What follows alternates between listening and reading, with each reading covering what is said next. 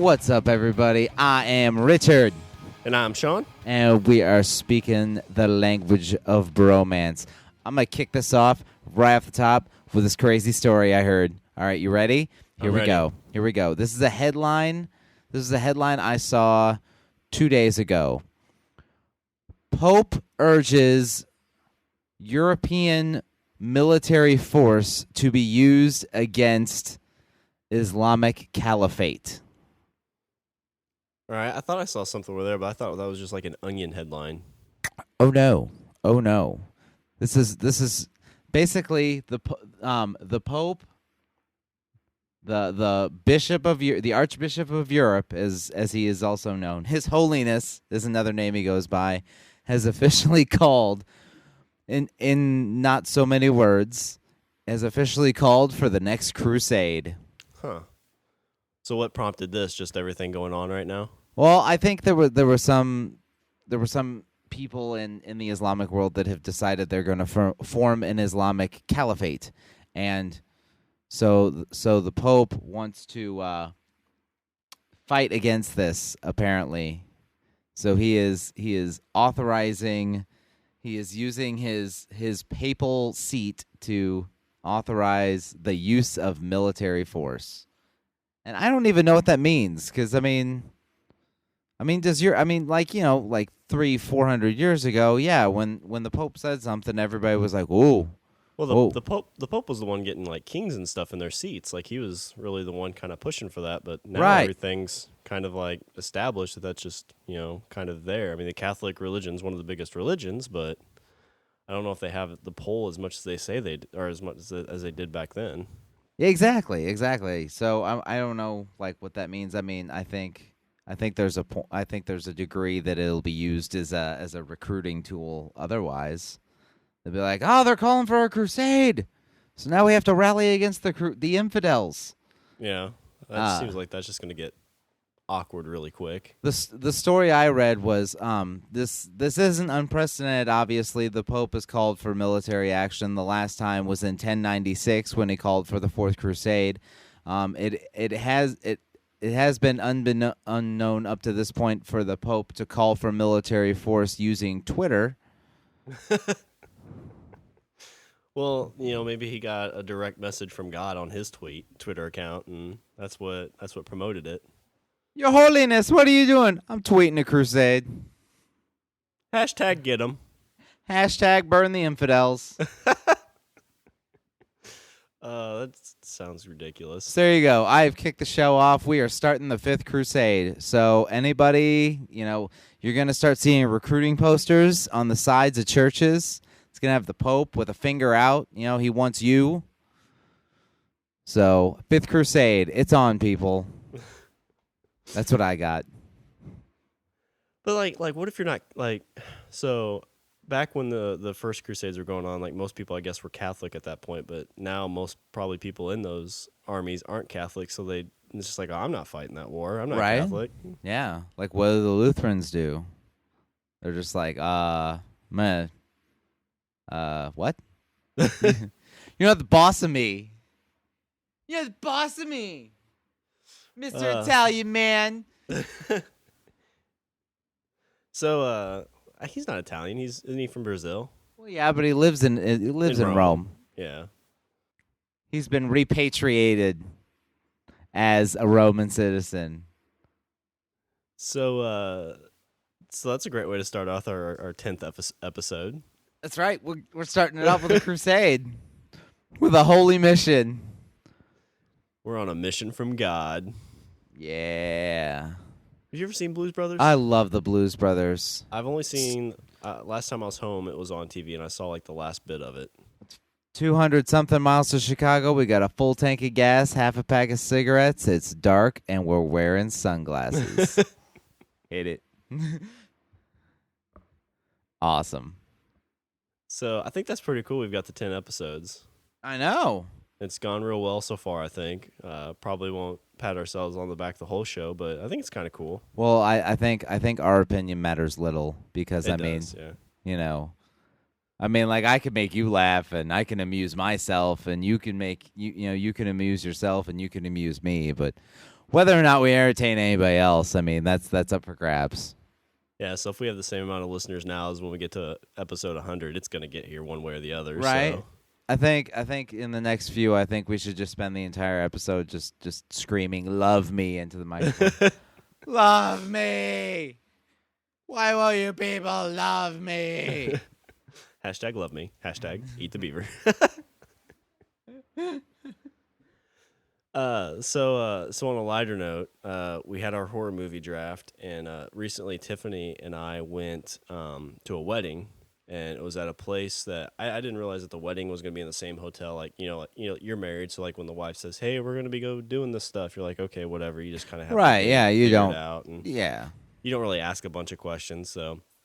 You get in the car and she tells you where to drive, and then you get out and. Yeah. And so I figured we'd be staying at like a Holiday Inn or something like that. Like that's just what I figured we'd be staying. Okay.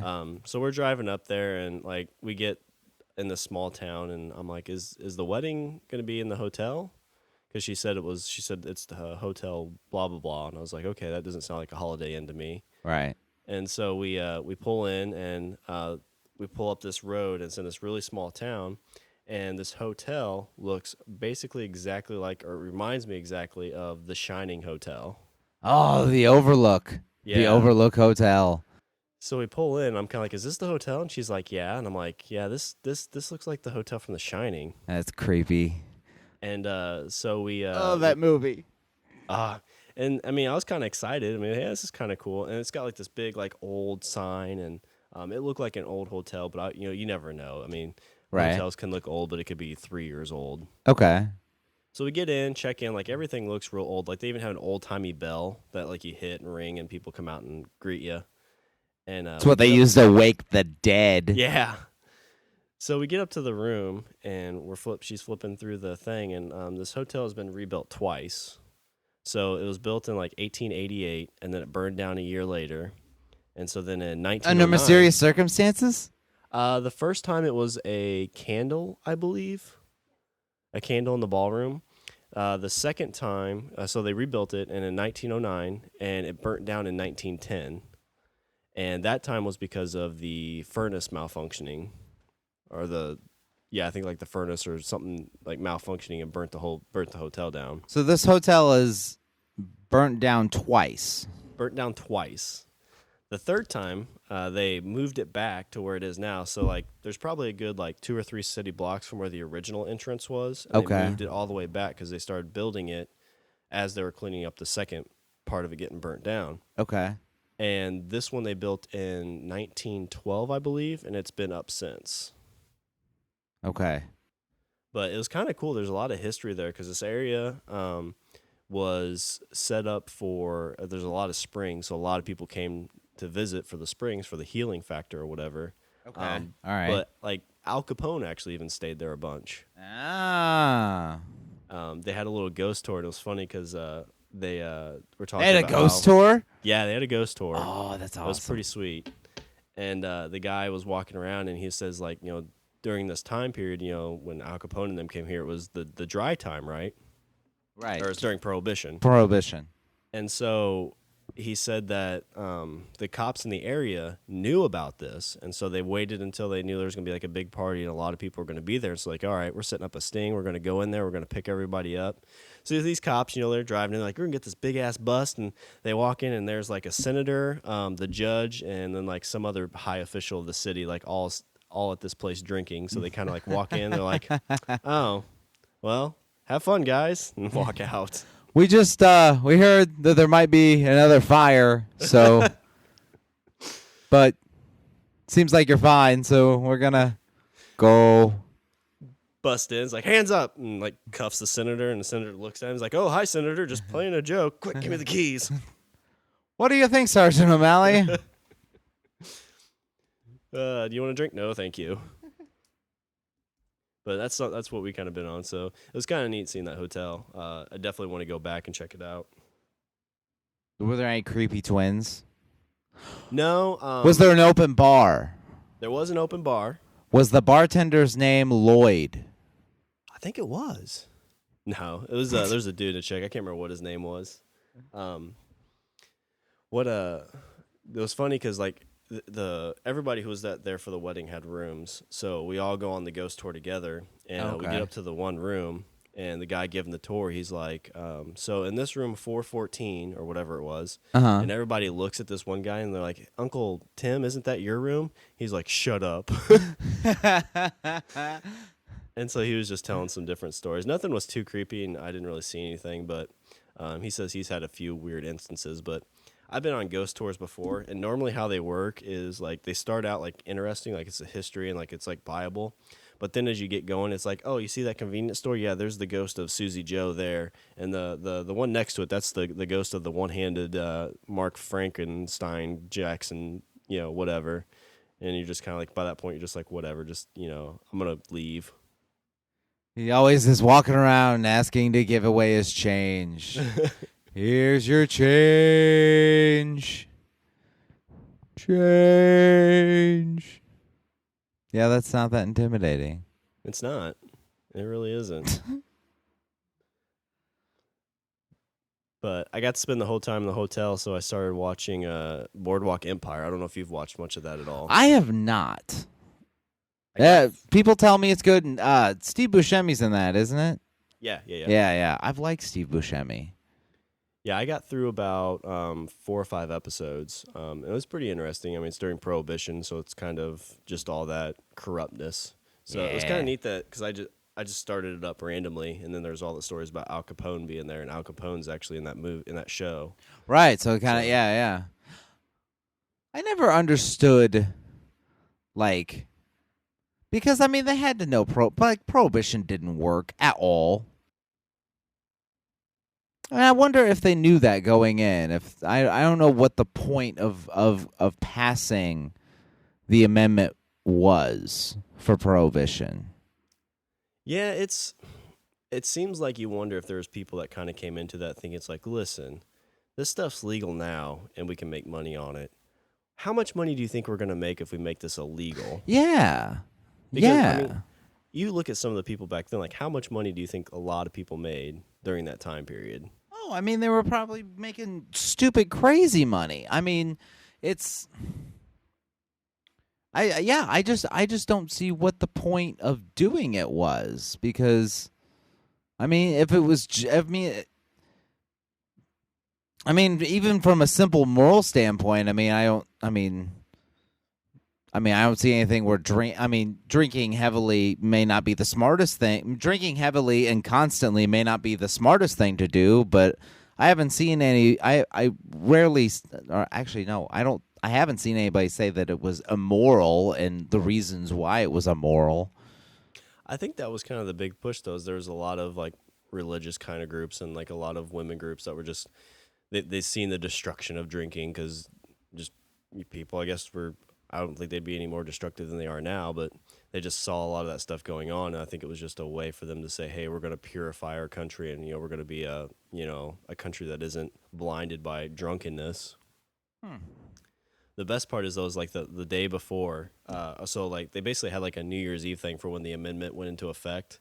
Okay. And so they're at this big party, so everybody's drinking, everybody's having a good time, and they do the countdown to midnight, and they celebrate it by just popping a bunch of champagne bottles and drinking from the champagne. Exactly. Everybody, yeah, it seems like the people that it would have affected just basically took it as a joke. Yeah, pretty much. I mean, just so much corruption came out of that, and I think you see that with a lot of other drugs. I'm not a big person saying legalize everything because I don't know if that's the way to do it, but you look at a lot of the crime rates that come from like pot and things like that. But where's the line? I'm throwing a flag on the play there because I mean, let's look at because to me, I think you take something like marijuana. I think it kind of got lumped in with alcohol in the prohibition, like the whole prohibition movement, and then for some reason or another, it kind of got left out when everything was made okay again. I'm not really sure why that is, but I don't know. When I was just saying the crime, just because of it is illegal, so there's a lot of underground stuff trying to get it in and sell.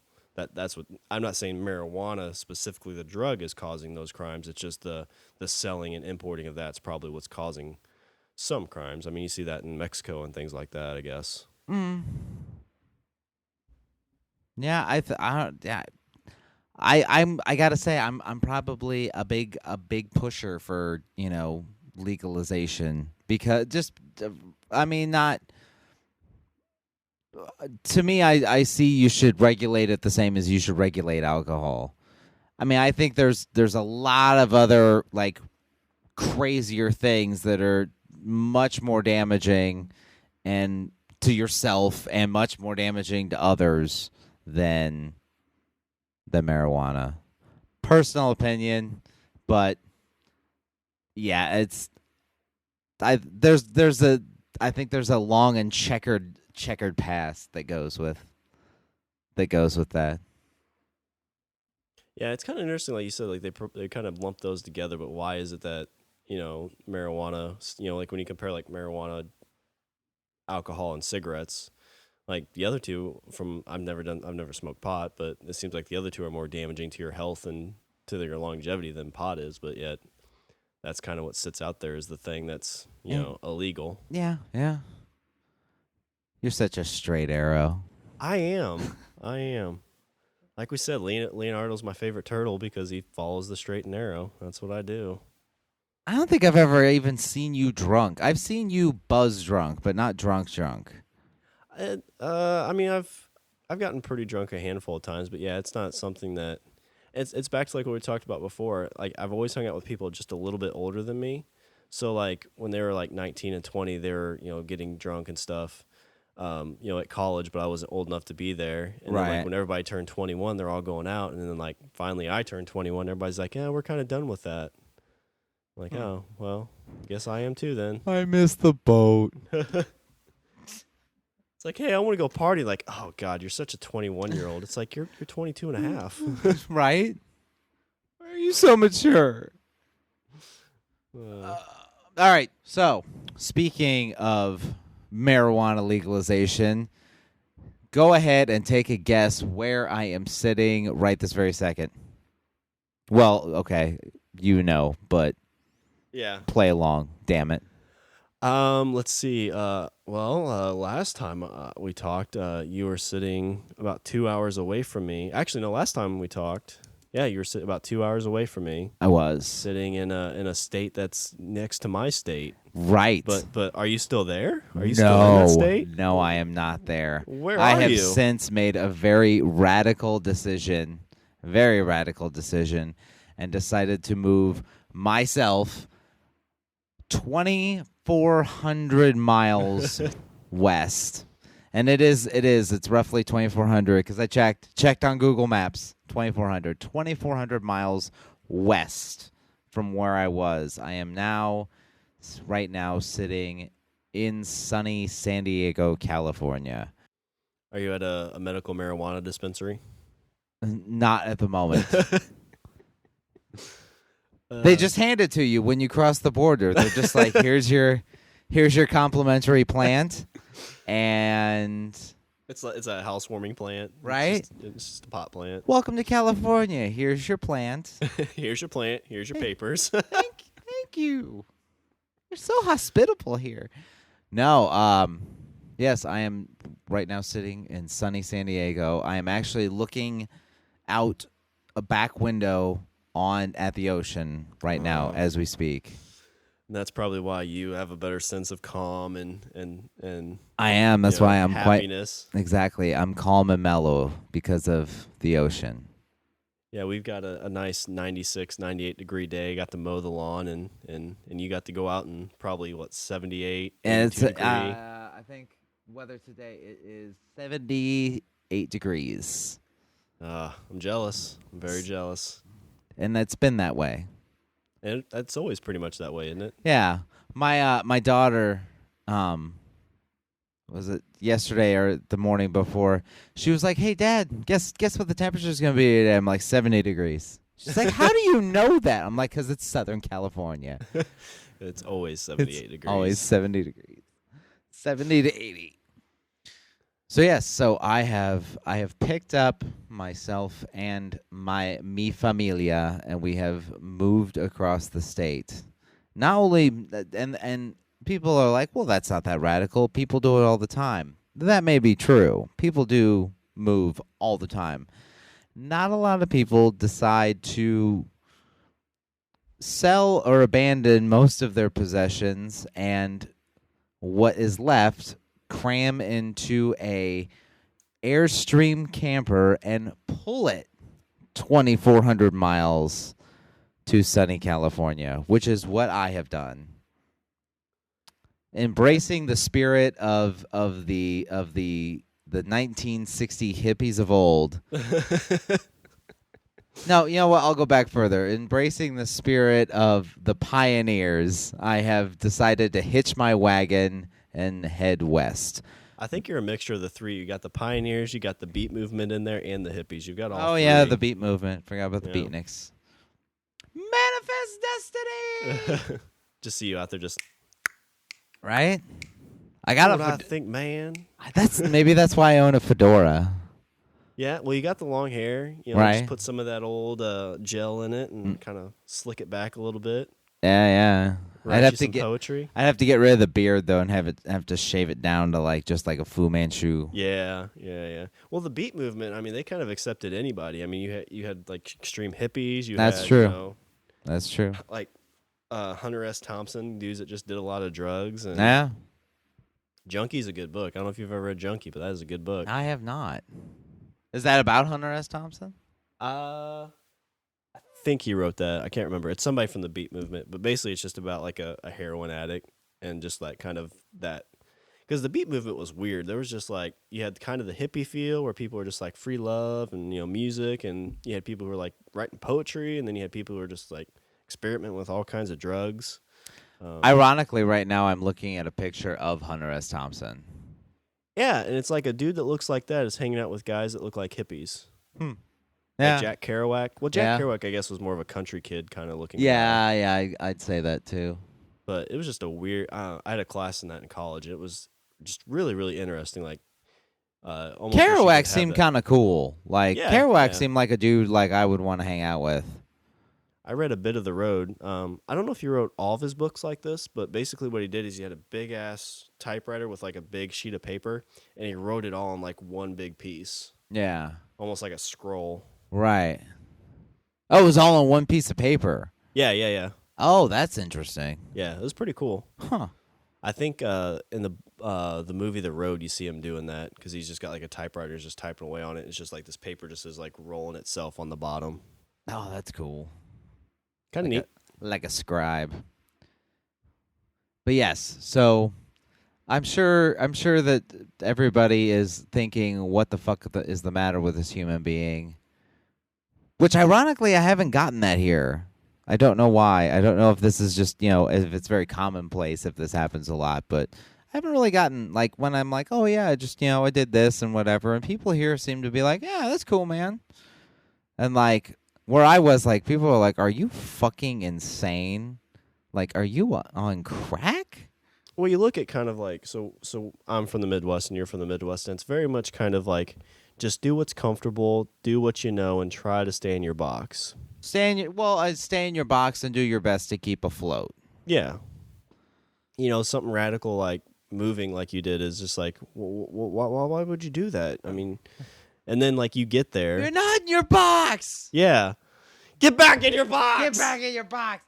What you get in the box? Nope. No. And, all right.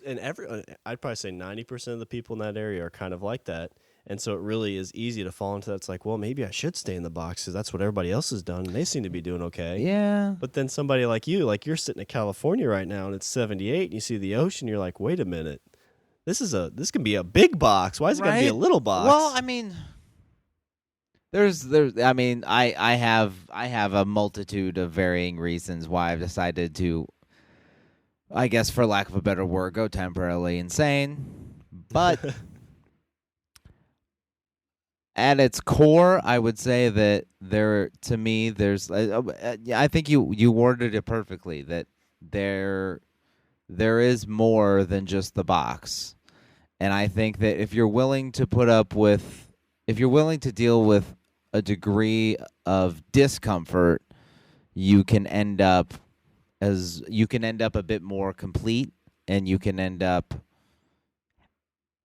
personally happier. Maybe not necessarily socially acceptably happier, because I think the general definition of happiness and success is, you have someone that, they have a big house, and they have 2 cars, and they have 2.5 kids, and they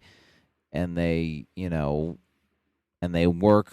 They have their job, and they work their 40 hours a week, and they put in day after day for the occasional week or 2 off, and then they spend that time working on the house and cooking on the barbecue. And it's, as much as we like to say that we've evolved as a culture, I really don't think that we've shifted much past 1955. I think it's just gotten bigger, and it's gotten more complex. Yeah, the suburban growth, that's just kind of what everybody's, because it's safe, it's comfortable, it's, we're creatures of habit, so doing that, you can get into a habit real easy, and before you know it, you've lived 40 to 50 years, and, you call it good, and you get put in the ground. And it totally is. It's safer. It is safer, and it is comfortable. That's why I said, if you can deal with a degree of discomfort, I think that there's a lot. I grew up, in the Midwest. I was born in Iowa. I was raised in, I was born in Iowa. I was there for a bit. I was raised pretty much in Illinois, and I don't know if this is true for everyone everywhere, but I think that you don't realize how just this country, just the USA in general, you don't realize how vast and varied this country is. Like I have pulled a trailer 2,400 miles from the middle of the country to the West Coast, and I was in awe of just going from state to state, how not only people act differently, but just the geography in general, the topography of the land is so. Just going from state to state, they almost seem like completely different places. Yeah, basically each state is its own country. To an extent. Yeah, to an extent. I started in Illinois. We went to Missouri. We drove through Missouri. And you see the field. You see fields, and you see crops and stuff like that. And then you go from there, and you get to Oklahoma. And once you get to Oklahoma, you see kind of more like rolling grass fields and big hay bales and things are kind of. It's pretty well flat. You kind of see trees here and there or whatever. And then you go from that to Texas, where you see kind of like scrubland. It's still. I guess you could. I was in the Panhandle, so it was still pretty green, but it was just kind of like scrub grass, and and then you go from there to New Mexico, and New Mexico is wow, because giant canyons and mountains and the desert. And did you guys get to see any of the famous landmarks or anything like that yet? We went past a couple. We stayed. I actually like the thought. I actually like since we were going this route, I was like let's do it. Let's do it like they used to. So there's a highway, Interstate 40, which runs directly parallel with the old Route 66. Okay. And when I say directly parallel, I'm on the highway heading west. I'm on the 40, and I can see Route 66 probably 20 feet off, probably I'd say 50 feet from the shoulder of the road. Nice. You just see this little two-lane highway that just is running right along with with where I'm at. And, all the stops were still there, like the old gas stations and the, roadside attractions and stuff like that. I mean, it's Great American road trip. It was. It really was. And it's amazing to know. It's cool to know that stuff's still there. And it's also, it also, made me realize how vast this country is. Because, I'm thinking to myself, I've only driven through 10% of all the states we have. Yeah, it's always kind of been a goal of mine is to try and at least drive through every state and at least see every state. I think that'd be something that'd be pretty sweet to do. We get to Arizona, and we actually got up in the mountains. I think the highest elevation we got to was about 8,000 feet. So we got up in the mountains, and just going from the Arizona, we went from, kind of, the same kind of stuff you would see in New Mexico. And then once we got up in the mountains, then it was, gigantic pine trees and, Yeah. Oh, yeah, the mountains were fucking gorgeous. And then went from that, as soon as we came down, then we're in the middle of the desert. So you mentioned this. So you pulled the trailer. It was the first time you've ever driven with a trailer. It's the first time I've ever towed anything in my life.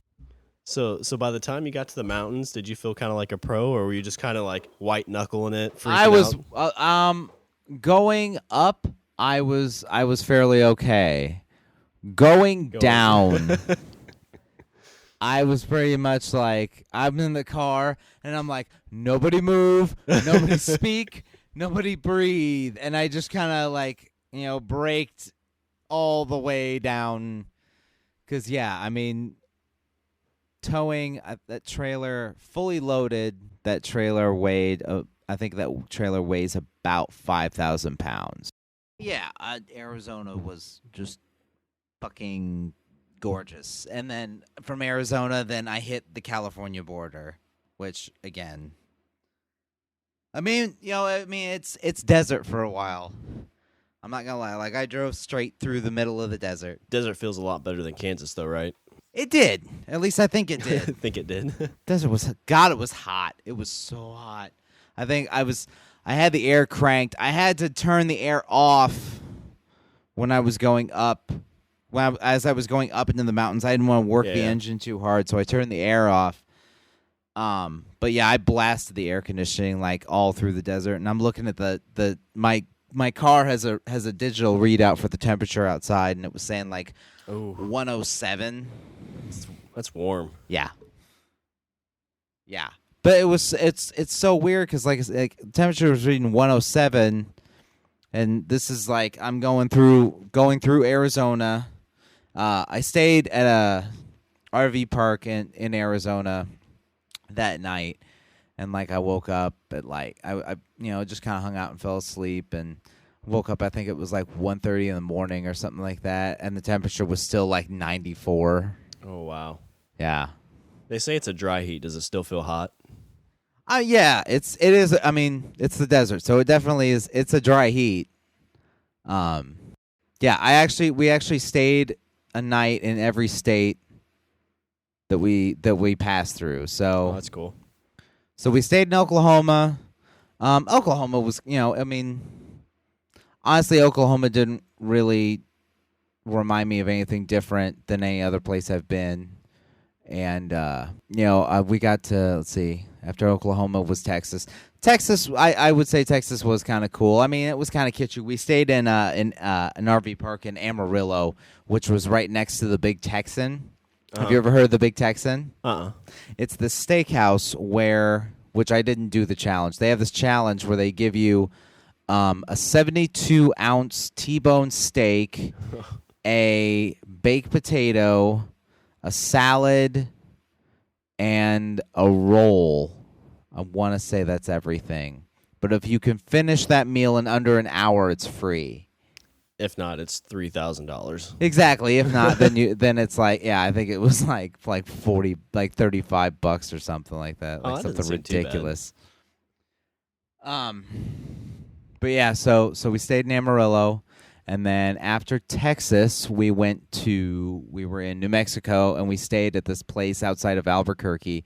And as I was driving through Albuquerque, I saw these signs for a law office. These like big giant billboards for a law office. All right. That I saw it and I didn't realize it, but I remember seeing the signs. Apparently, these billboards are they're promotions for the Breaking Bad spinoff called Better Call Saul. Oh, nice.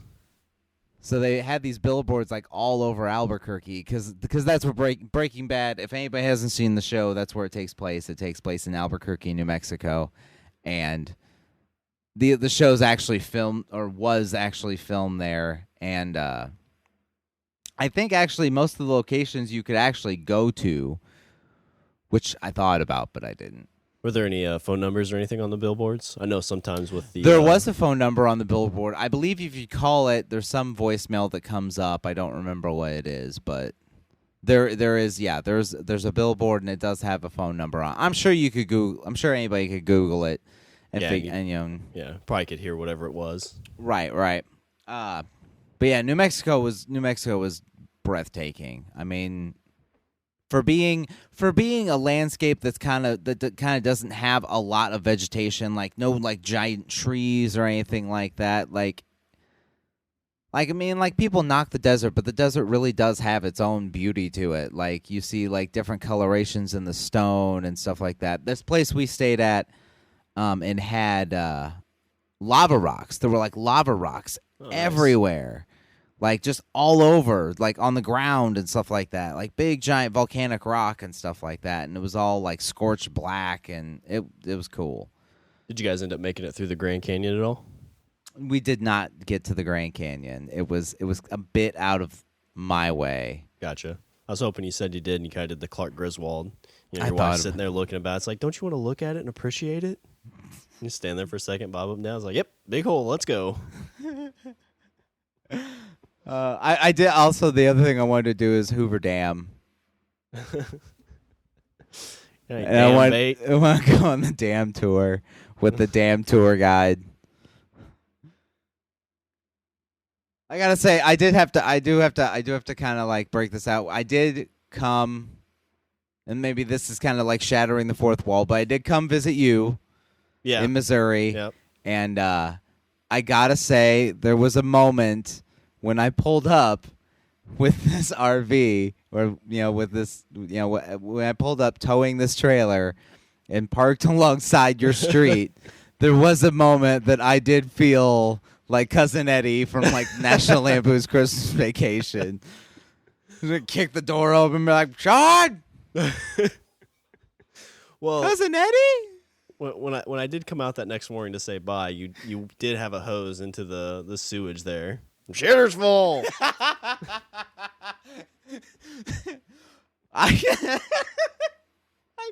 But I kept saying that at random points throughout the entire trip, and that never got old. That is the one joke that never got old. So like I would just be we'd be sitting out in like the Arizona desert, and it'd be like, "Shitter's full."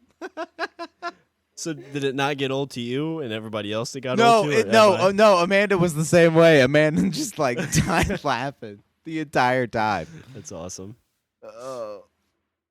Yeah, that was that joke. That was the one joke that never got old the entire trip.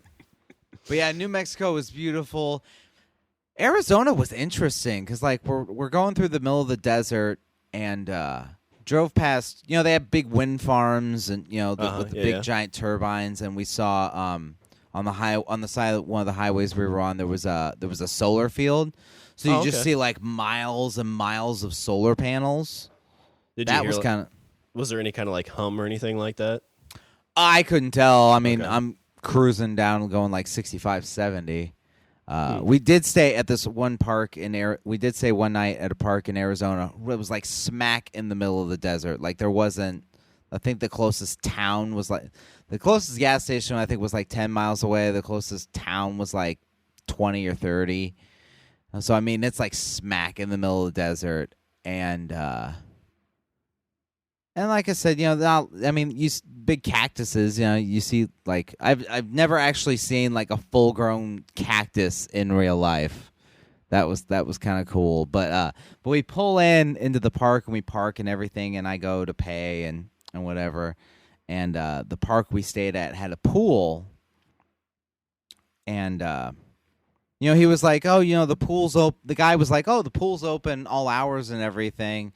He's like, I would recommend, if you're out at night, I would recommend wearing shoes. Don't wear sandals. Uh-oh. And I'm like, why can't? What's wrong with sandals? He's like, I'm gonna guess scorpions. Yes. Yep.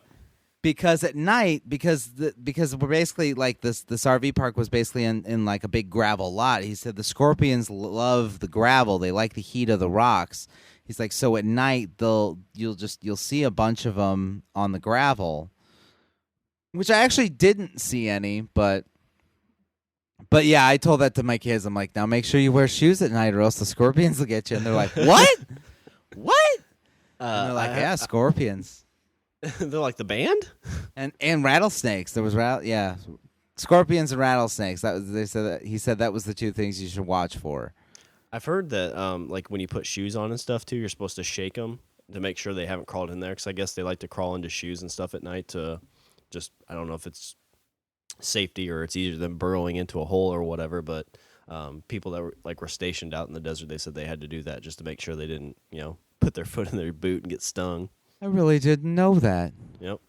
You're going to go shake your shoe. There's going to be one you brought home. It's been in there the whole time. But yeah, rattlesnakes and scorpions in the desert. The other thing, it's like I said, there was a pool at this park, and my kids wanted to go swimming. So I'm like, okay, whatever. And so my wife goes to take them, and I was, working on some stuff wherever. They all come like herding back, and I'm like, what is it? And they're like, there's bees. And I'm like, bees? It's like, yeah, there's bees like in the pool. And I'm like, well, it's probably, it's probably just a couple or whatever. So I go out there and I go to this, it's just, like a big in-ground pool, and it's outdoors. I mean, the water's warm because it's in the middle of the desert. But I look over on the shallow end where there's, the steps going down into the pool, and in the corner there's this gigantic mass of bees. Oh, gee, like hovering over the water? No, they're like in the corner of the pool. It looks okay. like I see this gigantic swarm of bees. And I'm gonna say swarm because I'd say there was at least 200. Oh wow! Like all in this corner of the pool. So I was like, oh shit! I was like, I didn't know this. So I call the guy that owns the park, and I was like, hey, you should. I was like, I don't know if you knew this, but there's like a giant swarm of bees in your pool. I didn't know if if there was like maybe they built a hive there or something. And he was like, oh, that happens during the day. They're wild bees. Because is there any other kind of bee? I'm like, wild bees? He's like, yeah, occasionally in the desert there's roving bands of bees, and they're attracted to water. They're attracted to water in square corners. So they swarm during the day in these corners. They'll swarm during the day in like the corner of that pool. But he's like, oh, don't worry about it. They'll be gone by the time it gets dark. And I'm like, so there's roving, like... There's rogue bees. Yeah, there's rogue bees. There's swarming bands of bees that just wander the desert. I'm imagining, like, back when they had the cartoons, you see the swarm of bees, and they come up to a door, and, like, it turns into a hand and knocks on it. Right? See you out there, and it's like, who the fuck's here at this time of night? You look out, it's like, bzz, bzz, bzz, bzz, bzz. Candygram. Swarm of bees. Do you have any honey? Wild bees. So yeah, Wild bees. so I was like, okay, this guy's got to be shitting me. So like about an hour, well, I right around sunset, I go back out there, and sure enough, every single bee is gone. Jeez. They're all gone. So I was like, holy shit, this guy was telling the truth. I was like, there's roaming bands of bees out here. I was like, so there's scorpions and rattlesnakes and bees, and then I'm hearing coyotes at night. And I'm like, who would live here? Don't go out at night. Lock the door. Yeah. I'm like, they don't have bears or sharks, but they got bees and scorpions. They just have things that'll kill you slowly. Apparently, yeah. Get attacked by 300 bees and you swell up, or get stung by a scorpion or bit by a rattlesnake.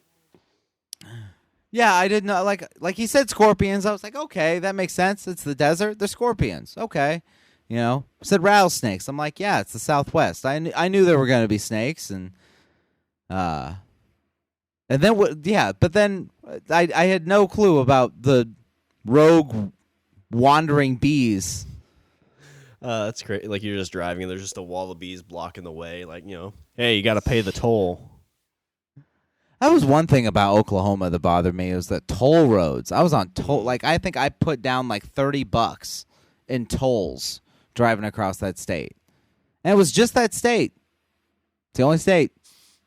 So keep that in mind, America. I think the tolls aren't those privately owned roads or something like that. I don't know. Funded. I don't know if they're private. I have no idea.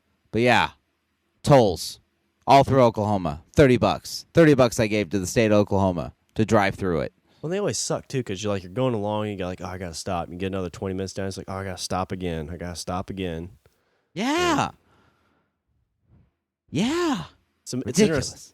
It'd be crazy to have to live through that too, because you have to buy those passes, and I'm curious how much you have to spend, because you got to get some kind of break on your taxes or something like that. If you have to. Because, I mean, like, to me, the tolls seem like they're targeting me, a person that's, like, just driving through the state. Yeah.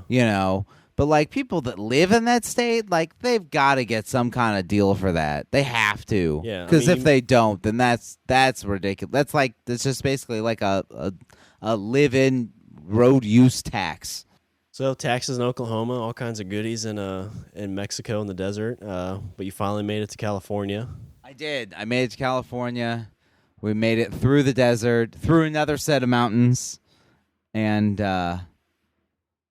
then it's crazy how varied the geography is, because we drove through California. You got the California desert, and it's about 104, 105, and then once we get through the mountains, it's 81. It's just amazing what the ocean breeze does. Well, you got to see it's amazing what the mountains do with that breeze. Like, that's why there's the desert, is because there's big ass mountains that block all that. Yeah. But I mean, you got to see the mountain climate kind of. You got to see desert. You got to see plains. I mean, you're getting to see Pacific now. I mean, you've pretty much seen all the climates there are except rainforest. Yeah, and each one has its own thing. The one thing I would like.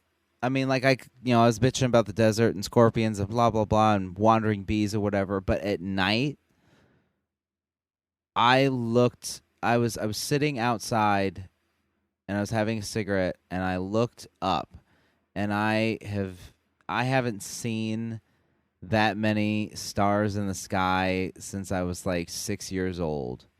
And it was awe-inspiring, to say the least. Did you make the kids did the kids get to see that too?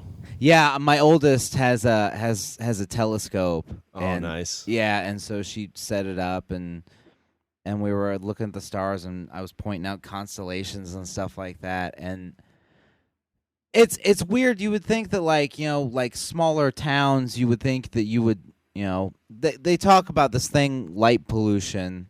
That basically, the ambient light from things like street lights and street lamps and just people's houses and stuff like that, that it kind of the ambient light of just civilization kind of washes out the night sky, and you don't see a lot of stars. And you look up in the if you go outside and look up at the sky at night, you can kind of you see stars, and you're like, oh, I don't really notice it. There's stars in the sky, and there's quite a few or whatever. Go out in the middle of nowhere, and by the middle of nowhere, I mean the middle of absolutely far, far, far away from civilization. I was in the smack in the middle of the Arizona desert, and it was breathtaking. You saw everything, and it was amazing. Yeah, I imagine it's one of those things like the town that we're from isn't a big town, but you really can't see much stars inside that town. Right. My folks live out in the country, and you can see a lot of stars there. But I imagine like comparing like where they live and then like the middle of nowhere in the desert is probably just like night and day. It is. And that's the thing is like, when I lived in Illinois, I was kind of like, I was about, 15 minutes from a town.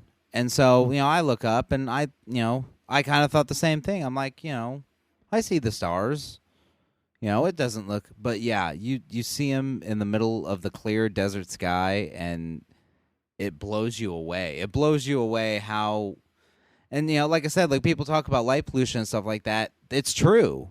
It's so true, and you don't realize it until you actually are in the middle of nowhere and see the night sky in all of its glory. Well, you know what the other blinding of it is, right? It's that box. That box is what's blinding it. It is. It is. It's everybody in their box. You can take that box and sign up for the Crusades.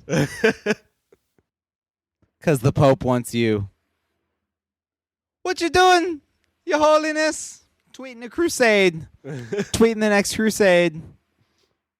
Hashtag eat the beaver. Hey, he's a listener. Hey. But yeah, it's pretty sweet. I mean, that's I think like we said, we started this thing up as a way for us to kind of keep together, and I'm glad we did it now because I mean, with you moving out there, I mean, if we just started it now, it might be a little bit more difficult to keep this going. But I mean, it's already become a habit for us. So it is, and it's like it's actually it's probably one of the few times that I'll actually find a chance to reconnect with because to me, like I kind of feel like I've left a chunk of my life behind. I mean, whether and I'm not saying that's a bad thing. I think, I mean, for me personally, it's kind of a good thing, but I think that this is a way for me to kind of keep the connection. Yeah, I guess with that part of myself that, for lack of a better word, I got away from. Yeah, it's a big change. I mean, it takes a lot of guts to be able to say, hey, this is what I want to do with my family. We want to move out here and we want to spend more family time together. I mean, it's awesome. I'm really excited for you guys to be out there. It is awesome. And plus, just throwing this out there, you're close to San Diego, and there is a San Diego Comic-Con. There is, isn't there? I'm gonna knock. You'd be like, "Honey, it's the bees. Just it's the bees." Like, I think it's watering bees. I think it's Sean. No, it's the bees. It's the bees. Don't open it. Don't open the door. That's where the bees are. There's bees out there. But yeah, like I said, it's our 10th episode. I know we didn't really talk about this move that you're going through anytime recent, but I like the big reveal. I like the drawing of like the opening of the doors to reveal King Kong. You just open it up and it's just the beach and the waves. King Kong. Did you hear they're redoing King Kong? I think they're gonna. They did. They're gonna redo it. They already did. They're doing it again. I think so. I think it's gonna be like a King Kong Take 3. Yeah, but I think it's gonna be a prequel that focuses on the island, which would be pretty cool. Yeah, the island was pretty cool. But, well, I don't know. Is there anything else you want to talk about? We got to talk about some haunted hotels and the Pope calling for another crusade and all that jazz. Let's see. Yeah, went through. So he talks about Oklahoma, Texas, New Mexico, Arizona, California, Route 66. Very cool. If we have any listeners that live in the Southwest and you haven't done it, just do it. Just give yourself a kick and just go and just do Route 66 just for a few miles, and it's I don't know. For me, I found it interesting and liberating, and yeah, it was cool. Did you sing the song "Get Your Kicks" on Route 66 the whole way? I didn't. I did sing from Oklahoma as we were passing through Oklahoma, much to my oldest daughter's lament. She's like, Dad, would you stop saying it? Me and Amanda are like, Oklahoma, when the wind comes sweeping down the plain. Is that the only part you know, or do you actually know the song? That's the only part I know. That's probably why she told you to stop. Probably. Like, if you could finish the whole song, go for it, but you only that you don't wasn't even know happening. A whole verse. Yeah, that wasn't happening. All right, well, I guess we'll take care of a little housekeeping. So if you want to give us a follow. Housekeeping, you want towel? No, I want Sleepy. Housekeeping, you want me to jack you off? What kind of hotel is this? So we're at Language of Bro. If you want to email us, you can email us at languageofbromance@gmail.com. We have our website, languageofbromance.com. Give us a like on Facebook, or where else can you hear us on? On Stitcher Radio. Yes, sir. If you use Stitcher or iTunes, just give us a review. Let us know what you think. Yeah, because, I think I'm funny. I've laughed a lot. And, and we think we're funny, so maybe you think we're funny. And if you think we're funny and we think we're funny, then we should be friends. I was going to say, if you want to let us know what your favorite episode 1 through 10 is so far, I think that'd be cool. Tweet that out to us. Oh, that would be cool. Or send us an email. Just kind of curious which one you thought was our best. And we also have stickers. We have a couple stickers, so if anybody would like to have a sticker, let me know. We can send one your way. Yes, and there is a sticker in Texas and Arizona. Nice. I think I missed New Mexico. And there's so far there's been a few in California, but I'm getting there. I gotta get one on the beach. Gotta find Just go to Muscle Beach and just put it right on the back of somebody. I thought about that. Go to Dog Beach and plaster it on a dog's ass. I thought about that too. Alrighty. Well, I guess that's all the bromance we have for this show. I'm Sean. And I'm Richard. And I say we eat the beaver. Woo. And watch out for bees. They kill.